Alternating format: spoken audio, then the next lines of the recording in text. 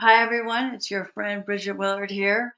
Yesterday was my 8th anniversary of starting my own business. I'd been freelancing before, but after a job change in 2017 I started doing just this, bridgetwillard.com, marketing services. And a fun side note before I go into 8 things I've learned from being in business for 8 years is that my very first clients, because of my background in collections, my very first clients were collections. So I had a couple of agencies who needed help collecting, and I did it for 25%. It was really fun. Then I got my first social media clients. I did a lot of pro bono work first to build up my reputation and to build up my network so that when I was resharing things with relevant industries, it was very helpful.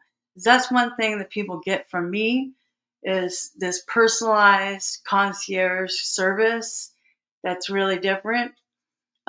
So if you are going to be in business for yourself, it is not for the faint of heart. Um, it's hard. There will be tears. I cannot even tell you how many times I've cried in the last 8 years. This is why having a mentor, many mentors if you can, but a therapist, um, support you is so important because, and I will say that my husband died in 2016, and in 2017 I did this on my own. So there was a little economic stress there, just a tiny bit. And in 2020, I moved to Texas to keep my business small, to keep my overhead small.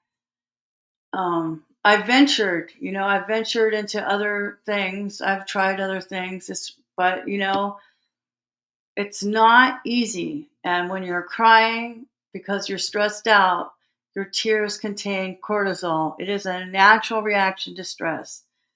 So if you don't like crying, don't go into business for yourself. Um, you may need to get a job. I struggled with this. I got a part-time job in 2018. I wanted it at first just to pay for my ticket to go to Serbia. Oh, sorry.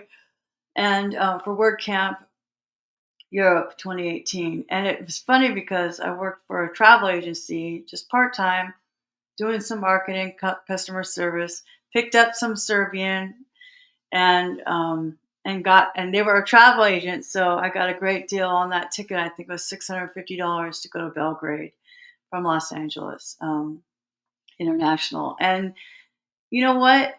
If you're worried about what people think of your business because you're willing to get a job, oh, she must not be very good at what she does because she has a job. Um, well, it's really A, none of their business, and B, those aren't your people, you know?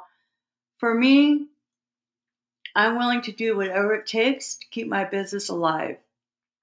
And right now, I have a full time job at TJ Maxx, and that helps me with a lot of things. One is social interactions, otherwise, it would be me and my cat and y'all on the internet. Um, and also, benefits and things like this. But yeah, it pays my rent right now. I lost work because of ChatGPT. I'm not bitter, but that's reality.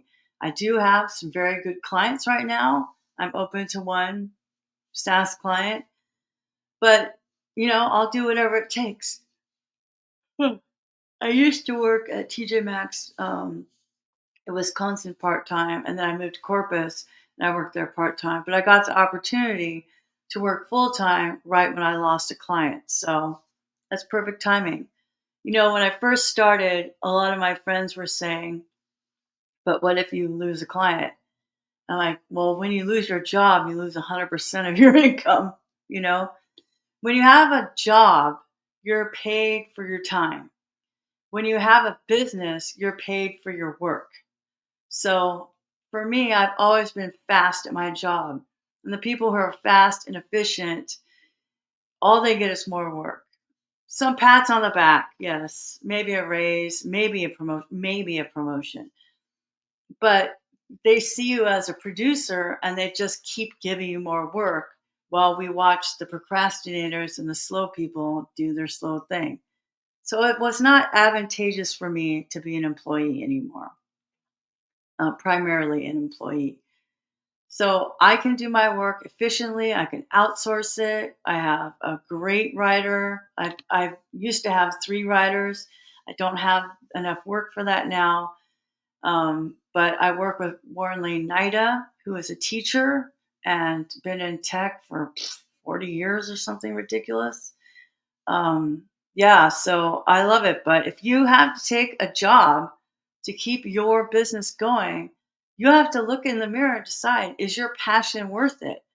Can your pride take the hit in order to keep doing something that you're called to do? There's that Venn diagram that the things, the intersection of your passion, your talents, and things that people will pay for is your calling in life. And I am very good at what I do, and I enjoy doing it very much. But, if you are like me, a single woman living in a double income household, it's going to be tricky. If you get close, you might want that safety net. You got to trust your instinct. This is going to be a 15-minute video or less. So I'm at 6 minutes. I don't know how much money I spent on therapy to believe in this, and I still have trouble with trusting my instinct. Yesterday, I just felt downtrodden and like I didn't even believe in my strategy anymore. But that was just not like, oops, not like it didn't have an effect, but just no. That's the hardest thing is overcoming your own doubts. Trust your gut. The worst thing that could happen is you don't get business. But it's not like you spent a lot of money on things like inventory and then you don't have anywhere to sell it. By the way, that's why they have Black Friday. This one's another hard one. You'll have friends and people that are jealous of you. That's another reason why I go to therapy. I always think, why would people be jealous of me? I don't have any kids. I'm not married. I don't own a house. Maybe it's the freedom. Maybe it's my drive for excellence. Maybe it's the courage to be on my own. I don't see it as any of those things. I see it as survival. I see it as the best use of my time. I make the most amount of money for the best use of my time by doing SaaS marketing bundles. So, um, I don't want to work full time in an office and sit there for 40 hours. I just don't. So I'd rather do my semi part, TJ Maxx is only 30 hours a week. So my full time, which is really more of a part time job at TJ Maxx, they're going to be jealous of you. That's their problem, not yours. But it doesn't mean it isn't hard because you will lose friends. You think you have friends and they're working with you, and then all of a sudden you start to be a little successful and they all disappear. Just like that song, that old blues song, um, Eric Clapton did a version of it. Nobody knows you when you're down and out, but when you have money, you got a lot of friends. But also, you have a lot of friends. You have people who want your money, but that doesn't mean they care about you. You're gonna have great clients, and some of those are gonna turn into great friends.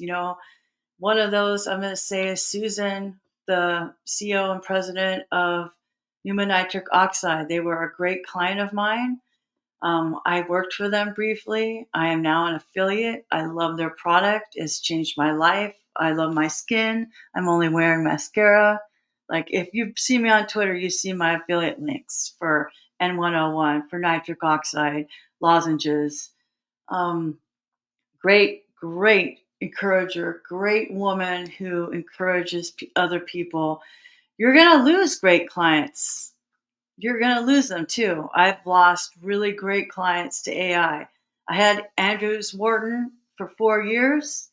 they had a change in leadership, and the marketing manager moved on, and they decided to scale back. Little did I know they got sold to Starista, a data company here in San Antonio, Texas. Well, not I'm in Corpus, but here in Texas, up in San Antonio. But I was still friends with the marketing manager. She's a great person. It wasn't her fault, you know. A lot of times people make budgetary decisions that aren't in their best interests or are, and I don't not privy to that. It's not my job to know what they are.